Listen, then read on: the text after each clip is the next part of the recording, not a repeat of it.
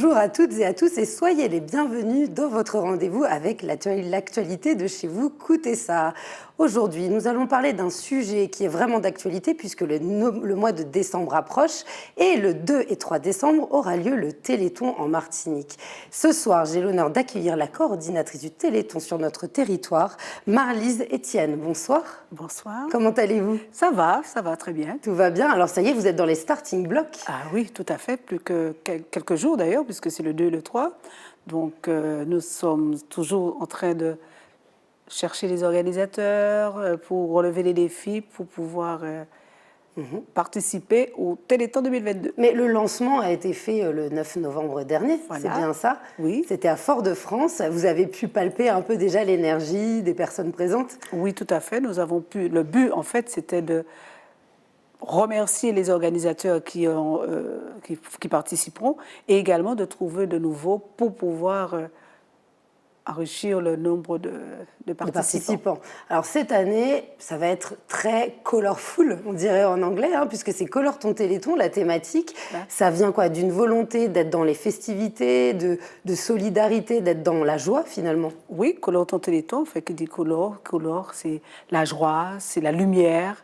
Et puis l'espoir aussi. L'espoir.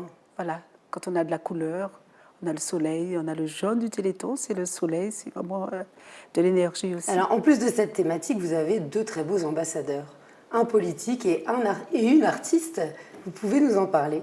Alors cette année, nous avons le plaisir d'avoir comme marraine Annie Cosier-Lafontaine, qui est artiste qui joue du piano, pianiste. Et nous avons le parrain qui est Félix Mérine. Voilà.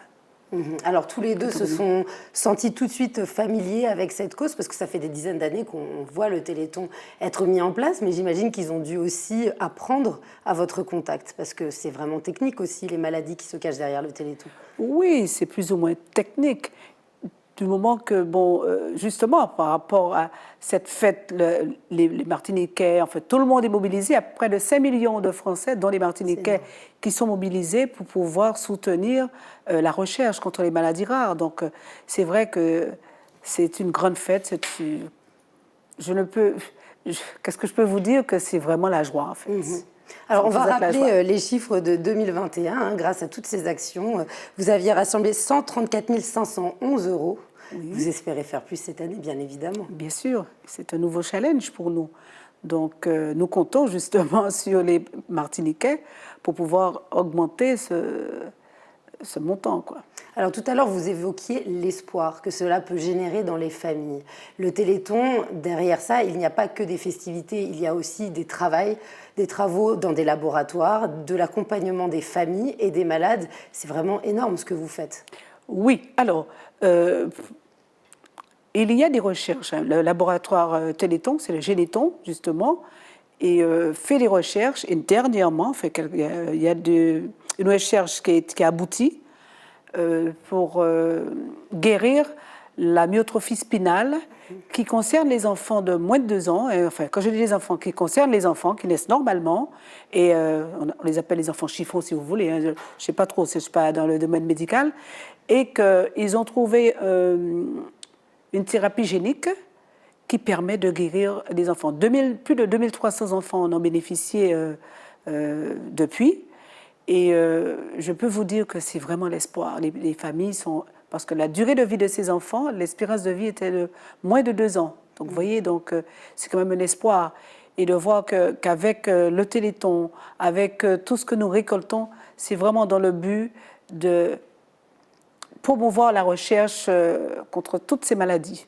Et pour les gens qui donnent, s'ils veulent aussi s'intéresser aux résultats et savoir comment l'argent est réparti, on peut trouver toutes ces informations sur le site internet. Voilà.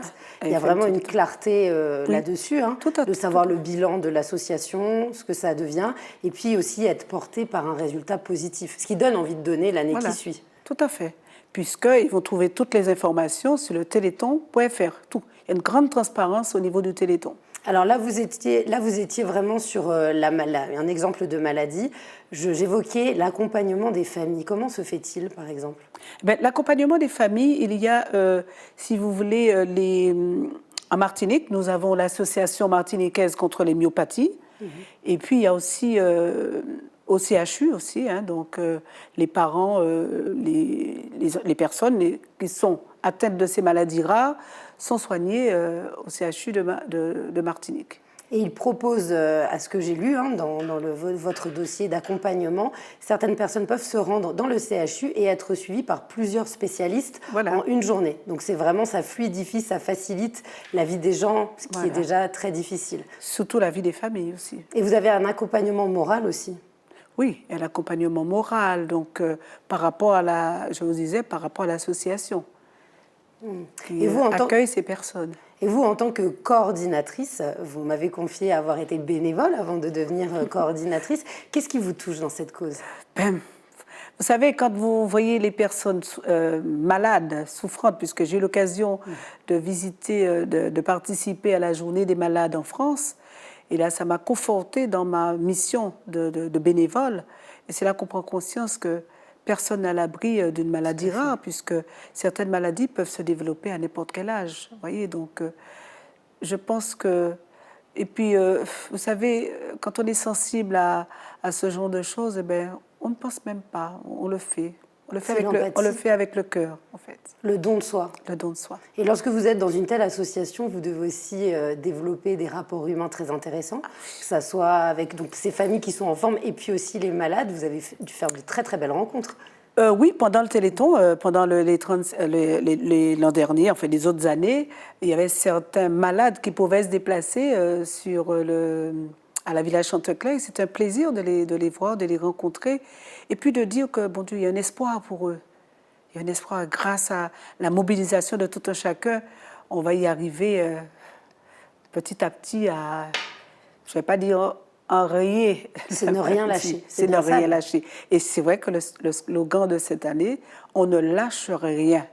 C'est-à-dire quand on ne lâche rien, il y a déjà eu des avancées, mais il y aura encore des avancées. Donc c'est pour cela que le Téléthon, c'est on ne lâche rien. Et les malades, comment ils perçoivent cela, cette démarche, l'énergie qui est donnée? Est-ce qu'ils vous donnent aussi ces encouragements en vous disant il ne faut pas baisser la tête? Parce que des fois, les malades sont plus courageux qu'on ne le pense. Hein. C'est vrai que les malades vous donnent de l'espoir, justement. Vous donnent de l'espoir. Vous nourrissent, parce que quand vous les voyez, vous dites waouh, ils ont du courage, ils sont là, puis ils savent qu'ils sont conscients qu'ils sont malades. Mais aussi, ils voient qu'il y a de l'espoir, qu'il y a quelque chose qui se passe pour eux, qu'on fait des choses pour eux. Donc, ils ont envie de se battre. Ils ont envie c'est ça l'essentiel. Voilà. Et il y a les familles aussi qui se battent énormément. Alors, ces énergies vont être concentrées le fameux week-end du 2 et 3 décembre. Dites-nous, comment ça va se passer?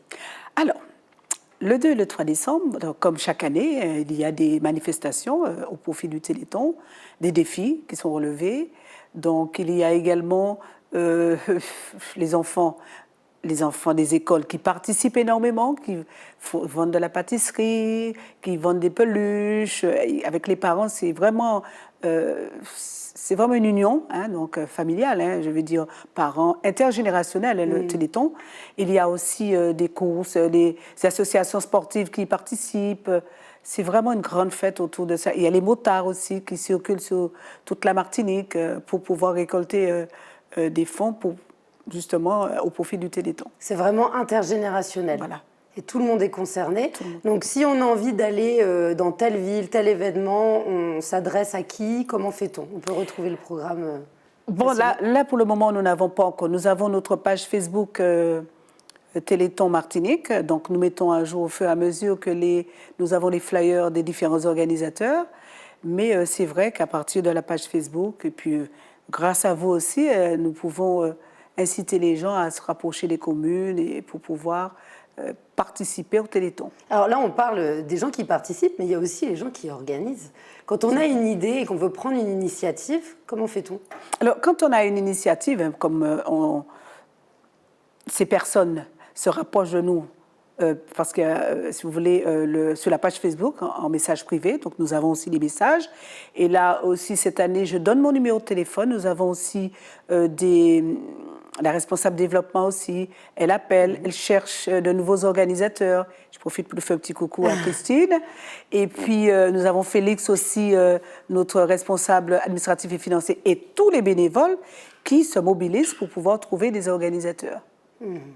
Donc c'est vraiment un réseau qui se développe autour d'une bonne cause et puis qui se mobilise. Vous avez aussi des gens qui doivent vous suivre depuis des années, qui réitèrent à chaque fois des énergies très ambiantes. Tout à fait. Et ce sont ah oui, je les salue et je les remercie justement les organisateurs parce que sans eux, on n'aurait pas pu organiser le Téléthon. Il faut quand même les remercier.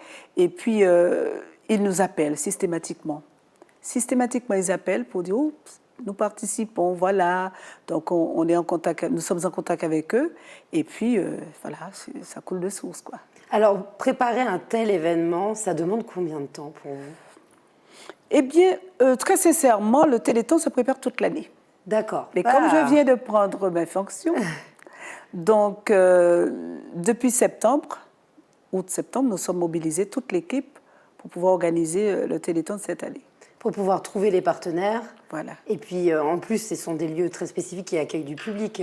Ça change, ça va faire du bien. Après 2 années ralenties par la crise du Covid, les gens vont pouvoir se retrouver. Ah oui, ça c'est le but aussi, hein, parce que pendant 2 années, hein, par rapport à la situation sanitaire, les Martiniquais n'ont pu participer aux différentes activités telles que le Téléthon. Donc cette année, ce sera vraiment, nous pensons que les Martiniquais vont se mobiliser en force et en nombre pour pouvoir participer et faire la réussite du Téléthon 2022.